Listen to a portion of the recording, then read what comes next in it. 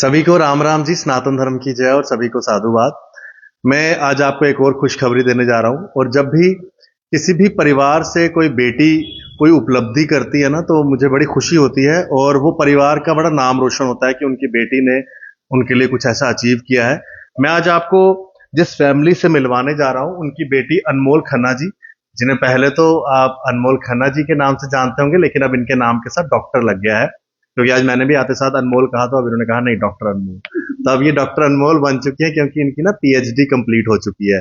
तो संजय जी, उनकी धर्मपत्नी, और अनमोल जी, इनको बहुत बहुत शुभकामनाएं। आप भी अनमोल जी को शुभकामनाएं दें। इन्होंने जो पीएचडी में टॉपिक लिया था ना, वो बड़ा एक अच्छा टॉपिक है और उसके ऊपर बात करने की आज सबको जरूरत है। वो है महिलाओं के खिलाफ जो आज वायलेंस होता है। हम खबरें सुनते हैं, कोई बच्ची को कहीं पे मार रहे हैं, कभी दहेज के लिए, तो कभी इस तरह से हस्बैंड वाइफ के अंदर झगड़े हो रहे हैं। तो ज्यादा विक्टिम जो होती हैं वो लड़कियां ही होती हैं, महिलाएं ही होती हैं। तो इनका कुछ टॉपिक ऐसा ही है, विमेन एंड वायलेंस करके। अब इसके अंदर इन्होंने क्या क्या रिसर्च किया है, आज हम इनसे बात करेंगे और स्पेसिफिक यही टॉपिक लेने का क्यों इन्होंने सोचा। तो डॉक्टर अनमोल जी, आपको बहुत शुभकामनाएं। जो आपका ये टॉपिक है, किस यूनिवर्सिटी से आपने पीएचडी किया, और इस टॉपिक के बारे में बताइए, और ये टॉपिक लेने का मेन क्या मोटिव था। बिल्कुल। पहले तो जैसे आप हमेशा सबको कहते हैं नमस्कार, सबको राम राम। और जैसे आपने इंट्रोड्यूस तो मुझे ऑलरेडी कर दिया है एज अ डॉक्टर अनमोल खन्ना। हाँ, इस डॉक्टर के लिए मुझे बहुत मेहनत करनी पड़ी लगाने के लिए। तो अब जब भी कोई मुझे पूछता है, मैं अपने नाम को एज डॉक्टर अनमोल खन्ना ही इंट्रोड्यूस करती हूँ।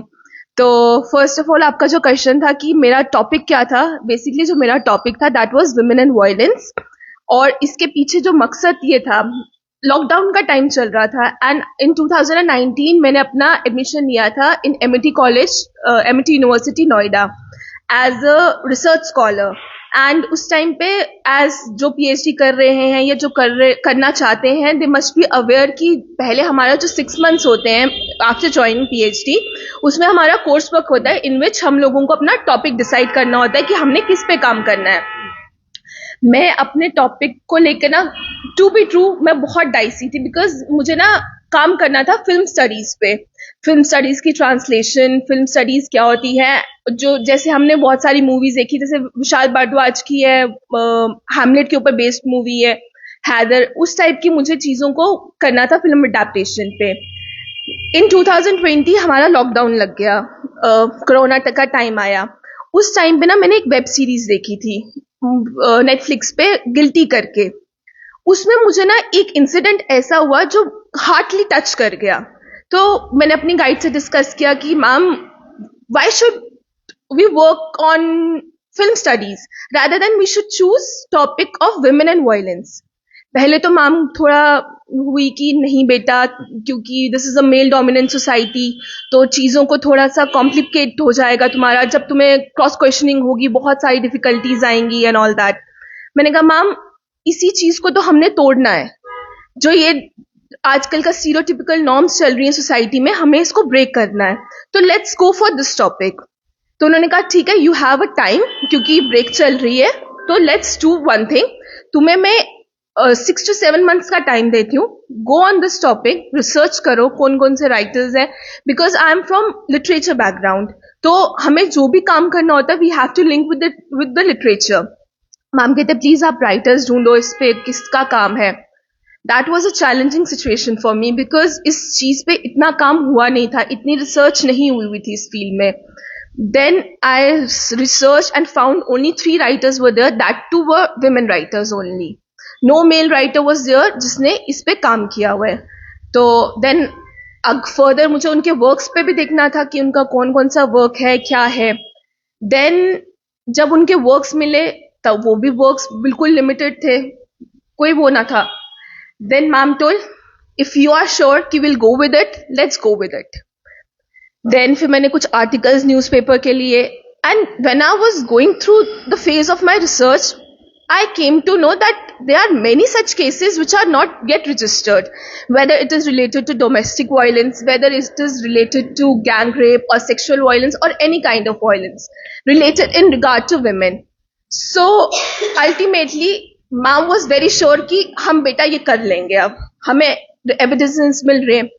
But she was very sceptic कि हमें केस स्टडीज में नहीं जाना है, because when you will go in case studies again the same problem कि आपको क्रॉस क्वेश्चनिंग बहुत होगी, and because as I already said that it's a male dominant society. तो then we went further and now today I am happy कि as a female, as a woman, I have brought out so many things through my research. बहुत अच्छा. तो आपकी माता जी से भी बात कर लेते हैं. मैम, कितने खुश हैं आप, बेटी ने पीएचडी आपकी कंप्लीट कर ली और कितनी मेहनत की इसके लिए? बहुत मेहनत की है इसने स्टार्टिंग से ही ये टॉपिक चूज किया जो थोड़ा एक्सेप्शनल टॉपिक था.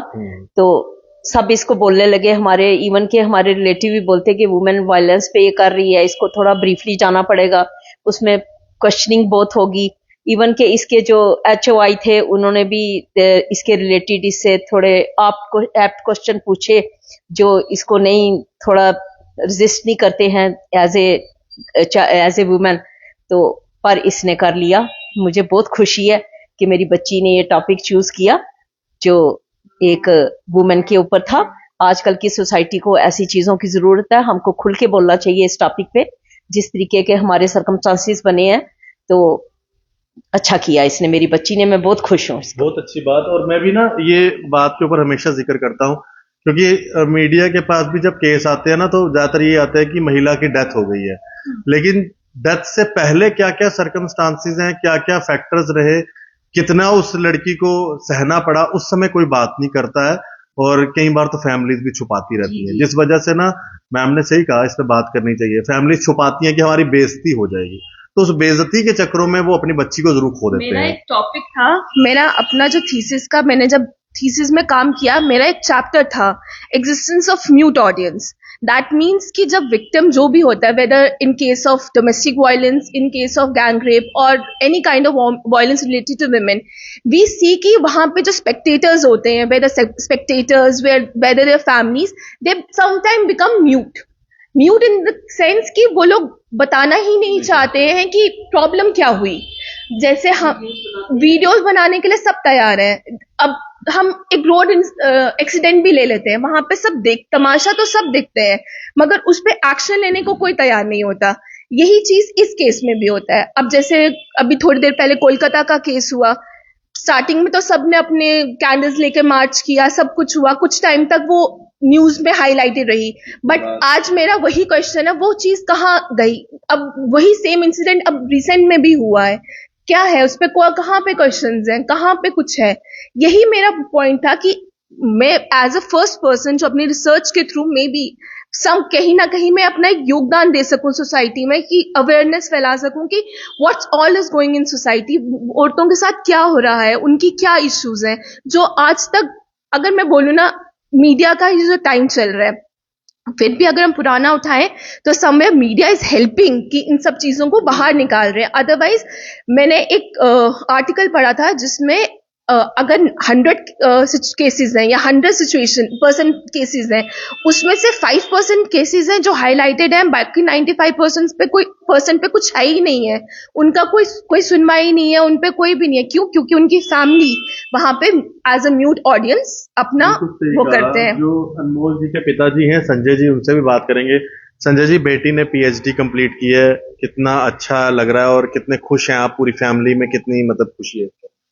हमारी फैमिली में पहला ही बच्चा निकला जो डॉक्टरेट की है, जिसने, हमें बहुत खुशी है. दिखते हैं तो बहुत आई हैं पीएचडी इसको करने में, लेकिन अल्टीमेट इसने की मेहनत ने और फैमिली की सपोर्ट ने, माँ ने इसकी सपोर्ट की, तो अल्टीमेट इसने कर लिया. तो हमें बहुत खुशी है इस अल्टीमेट इसने कंप्लीट कर लिया. बहुत अच्छा जी. तो मैं अपनी तरफ से शुभकामनाएं दूंगा अनमोल जी को, और मैं चाहूंगा कि जो और भी बच्चियां इस टॉपिक पे स्टडी करें तो अनमोल जी की जो पीएचडी है, जो इन्होंने जिस टॉपिक पे की है, विमेन एंड वायलेंस, उसके जरूर रेफरेंस ले लें, ताकि इन्होंने जो स्टडी की है उनको भी पता चले कि किस किस एरिया में जाके इन्होंने स्टडी किया. और इस चीज के ऊपर बात करना बहुत जरूरी है. आज भी वो परिवार अगर इस वीडियो को देख रहे हैं, मैं अपनी एक लाइन फिर से दोहराता हूं, मैं बड़ी बार अनमोल ये लाइन कहता हूं कि हम लोग जब किसी के घर शादी होती है ना तो अपनी बेटी को जब दूसरे घर देते हैं तो चाहते हैं कि उसके साथ बेटी जैसा बर्ताव हो, लेकिन जब आपके घर पे कोई बेटी आती है तो आप उसको बहू की ट्रीटमेंट देते हैं, जबकि आपको भी बहू की जगह उसको भी बेटी का ट्रीटमेंट देना चाहिए, क्योंकि वो भी दूसरे घर से आई है।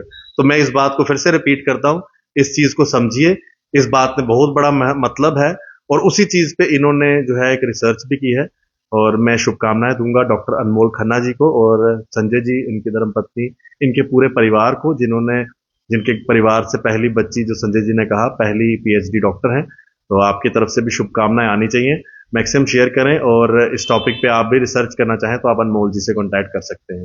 धन्यवाद जी, सभी को राम राम और सत्य सनातन धर्म की जय। एक लाइन मुझे लास्ट एक थैंक यू बोलना है। अपनी फैमिली को तो मुझे स्पेशल थैंक यू बोलना है, मेरे मदर, फादर और मेरी छोटी बहन जो अभी घर पे नहीं है, वो स्कूल गई भी है, उसके एग्जाम्स चल रहे हैं, तो वो although she is a big fan of yours, तो घर वालों के साथ तो है ही है मेरा एक थैंक यू का वो, बट आपको special thank you as a elder brother. आपने हमेशा हमारी फैमिली के साथ या हमारे साथ हमेशा एक वो बॉन्ड शेयर किया है जो हम कभी नहीं भूल सकते हैं, और कहीं ना कहीं आपका भी फिजिकल सपोर्ट तो था नहीं, बट मेंटल सपोर्ट आपका हमेशा मेरे साथ रहा है, उसके लिए भी थैंक यू सो मच। धन्यवाद अनमोल ऐसे जी, पर्सन नहीं मिलते हैं कभी, बहुत शुक्रिया मैम, जो बहुत ऑनेस्ट शुक्रिया। होते हैं मीडिया में। ये ऑनेस्ट पर्सन है, ये सबसे ऑनेस्ट पर्सन है जो मीडिया में मैंने आज दिन तक नोटिस किया है। बहुत अच्छे हैं ये, और मैं भी इनकी बहुत बड़ी फैन हूँ। तो भगवान करे कि खूब तरक्की करें, ऐसे ऑनेस्ट लोग नहीं मिलते हैं। आपका आशीर्वाद ऐसे ही बना रहे, सभी बड़ों का आशीर्वाद, और अनमोल इसी तरह से तरक्की करती रहे, और हम बार बार इनसे मिलते रहे, इस तरह से इंटरव्यू में आपके साथ भी मिलवाते रहे। तब तक के लिए सभी को राम राम।